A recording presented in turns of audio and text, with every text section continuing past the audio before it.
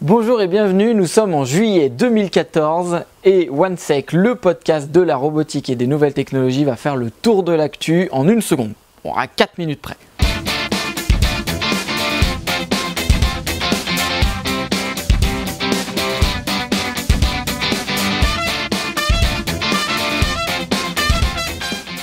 Allez, on commence tout de suite avec une devinette. Je ressemble à un 45 tours monté sur un ventilateur de salle de bain. Pour vous aider, un indice en bas de l'écran.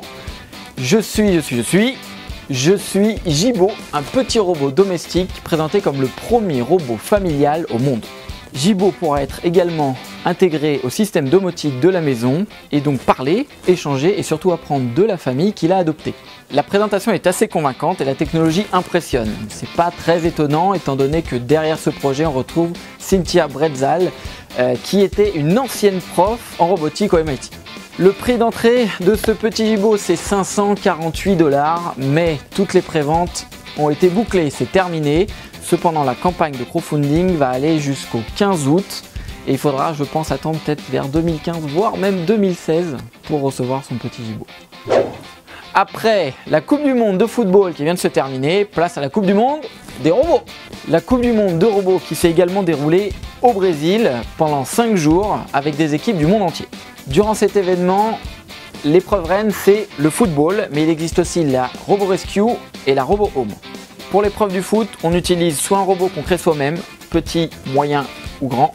Il y a 3 niveaux de compétition et sur la taille standard, on utilise des Nao d'Aldebaran Robotics. Et malheureusement, comme à la Coupe du Monde de football, la France n'a pas gagné. Mais les 4 premiers sont l'Iran, la Chine, l'Allemagne et enfin les USA. Cet événement attire près de 40 000 visiteurs, mais également près de 2500 participants qui viennent de plus de 45 pays. Et avec une couverture média très importante, près de 110 journalistes venus de plus de 20 pays. Prochaine édition en 2016 à Leipzig, en Allemagne. La France et Lyon avaient candidaté, malheureusement ce ne sera pas pour cette fois. Dommage. Aldebaran a encore frappé en ouvrant cette fois-ci un atelier dédié au grand public, mais aussi à tous ceux qui veulent venir rencontrer le robot Pepper ou le robot Nao. Ce premier atelier est ouvert dans la région parisienne, mais d'autres vont suivre. D'abord à Tokyo, puis apparemment dans d'autres pays. 260 mètres carrés de bonheur robotique, dans lequel dès septembre vont être organisées des conférences, des workshops et des rencontres avec les équipes de la fameuse société parisienne. C'est aussi l'unique moyen en France de rencontrer Pepper, le nouveau robot d'Aldebaran, et rien que pour ça, le voyage en vaut la chandelle. Si vous souhaitez vous y rendre, ça se passe à Issy-les-Moulineaux et l'adresse est ici.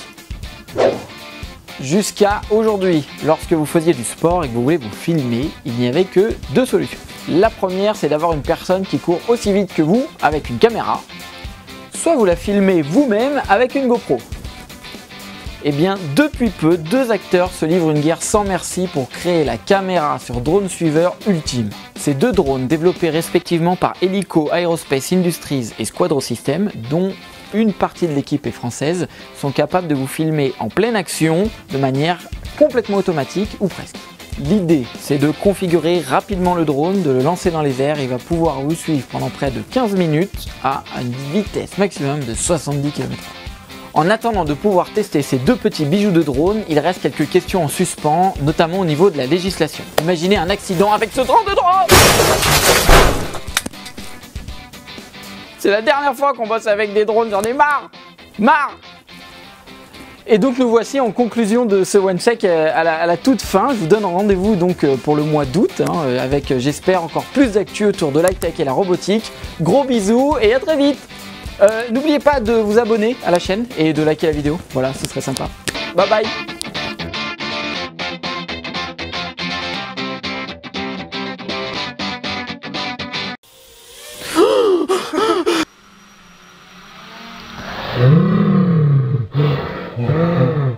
Un accident. Wow!